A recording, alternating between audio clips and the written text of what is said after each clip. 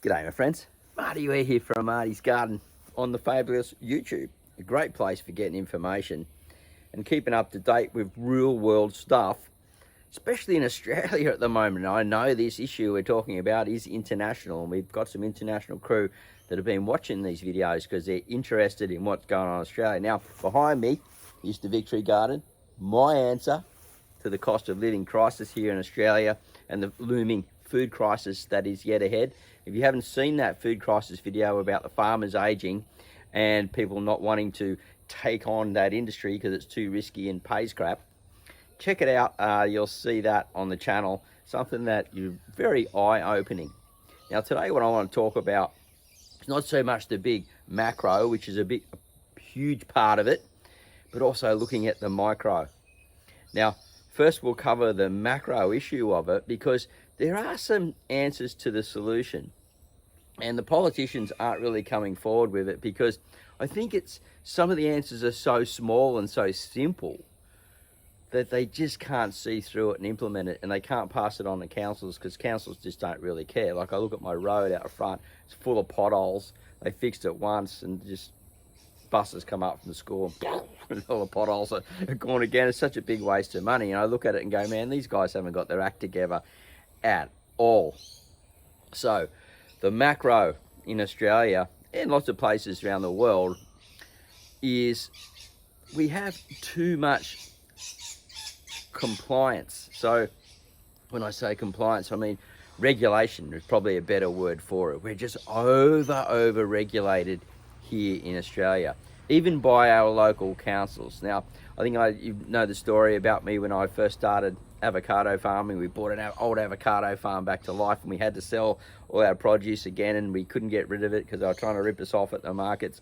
So we started to sell it ourselves. We started selling it on the street. The ranger comes up and goes, mate, can't do that. Gonna have to shut you down. Shop up the roads complaining about you. I'm like, we'll only be open for an hour and we'll sell out, man. And we're gone, you know what I mean? We're just trying to keep the farm alive and keep wages coming in and stuff. Nah, the ranger just shut us down.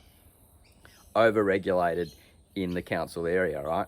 And so that was a bit of a worry, and that changed just the way we thought about having to do things.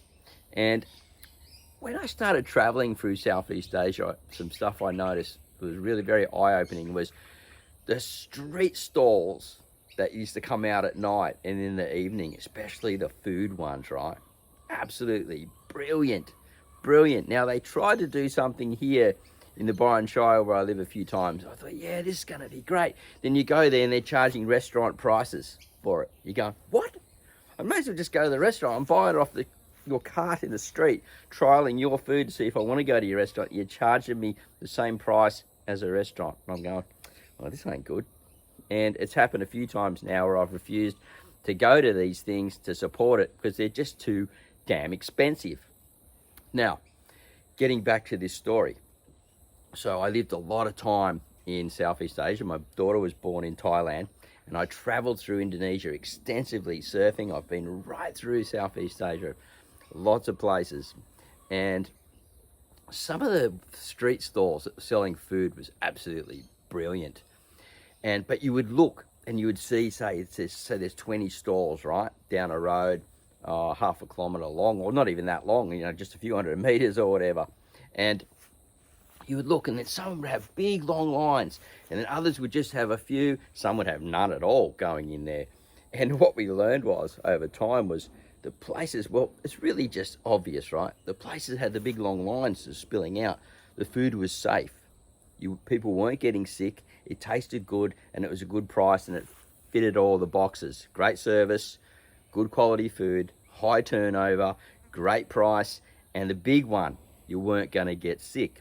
Now, when I first started traveling to Bali and we'd go off in Indonesia and things like that, my friends wouldn't eat off their first trips there. They wouldn't eat off these side carts and stuff.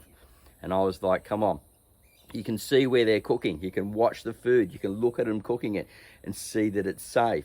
And they go, no, I'll eat in one of these big restaurants. They always got Bali belly and got sick. You can't see in the back of the restaurant. Now, this is where we get into this regulation stuff, right? They're like, I'm getting to this story here. So you can't see in the back of the restaurant. You don't know it is safe. They don't have the regulations. But what's happening is we're being told what we should do. And this is what I mean in the overregulation.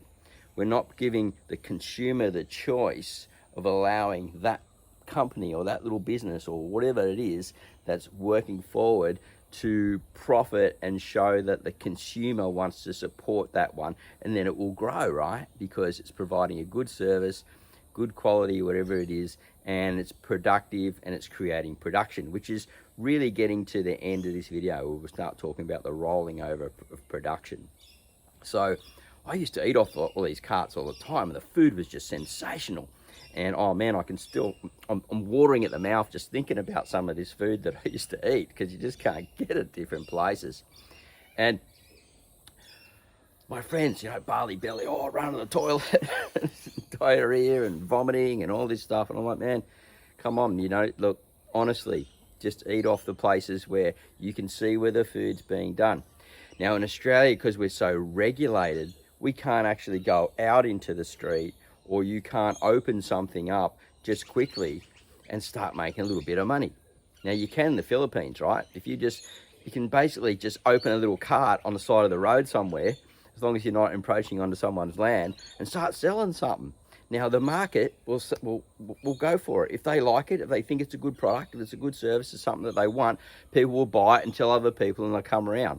Now, there was another place that I went to just recently in the Philippines, a little island called Siargao, and they got this big long bridge, and it's sort of a touristy place for the Filipinos as well. They all meet up there, and it's known as actually a bit of a place for meeting up girlfriends and boyfriends and meeting people and stuff like that, right? But in the evening on sunset, they set up all these markets along there, and there's like nothing, and then all of a sudden within an hour, man, it's packed, this big long bridge, which is like 300-400 meters long or something, and it's just beautiful. You can see these islands and things, and it's just alive, man. You can get anything. You can crack a beer, you can get like meat on sticks, you can get these things called balut, which is they eat with just these eggs, and they've got little chicken inside and stuff like that, and it's thriving. Yeah.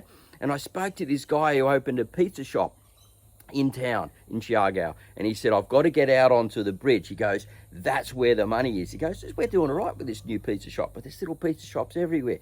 But out on the bridge in the evening, that's where everyone's going to. So it's getting productive, right? Now, we are so overregulated here in Australia that we can't set up these little things like this to make money. Now, in places like, where was it? It was in California about 5 or 6 years ago. They allowed this to happen, and a micro boom in business happened, and you were able to bake bread and sell it to your neighbor, and it wasn't illegal. You could actually sell eggs down the street, and it wasn't illegal, and it created a productive system.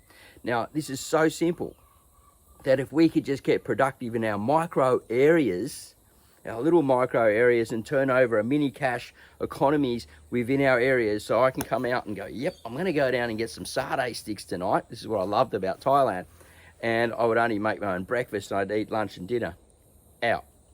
And I'd just go down the road. It'd be 5 minutes. If I was like out of town, it'd be 5 minutes on the motorbike. And if I was living in the city, it'd be 30 seconds or 1 minute away from where I lived. It was almost open 24 hours. Well, not 24 hours, but through the night, right? So you could always get what you wanted. And it was just absolutely, absolutely brilliant. So I believe that we need to, the councils and things like that need to look at ways to under-regulate these things and open up mini economies again. Now, how can we do it as people living in our own backyard? At the moment, we've only got Marketplace in Australia, you've got Gumtree, and you could probably go and sell to other shops and things like that. But you can't really go and sell door to door. But Marketplace, Gumtree, eBay is where you could start selling some of your goods and start working out what you want to do and get productive. But it doesn't work on the mini economy thing. But I believe that there's answers there, and I just wanted to bring this forward because unless people start talking about it, things don't roll and don't start happening, right? So that's why I'm bringing it forward. I wish I had more solutions. My solution at the moment is the Victory Garden, growing vertically, growing in your containers, using your liquid feeds, and getting some food growing in a small space. This is only 3 meters square by 1.5 meters high. and you wait to see how much food's going to come out of here. But you might even like pull food out and cook on site while I'm talking like this. That would be really fun, and then you'd see something being productive. I've even thought about having like a little barbecue and things like that here for the street, and getting everyone in and just bringing people together. Maybe that would work in some way. I know it's not going to turn over money, but it's going to bring people together. Anyway, I'm pretty sure you guys have got a lot to say about what I'm talking about in the comments box down below. Love to hear what you think about overregulation, how Australia can become more productive, how we can work on the micro in our areas where we are and really start to make a difference. And let's not let them say that Australia is stuffed, because we're strong. We know what we're doing. And I've got another video coming up, next one, about Australians and how tough we really are. We can get through this. All right, have a great day. Happy gardening, and we'll see you at the next video real soon. Bye for now.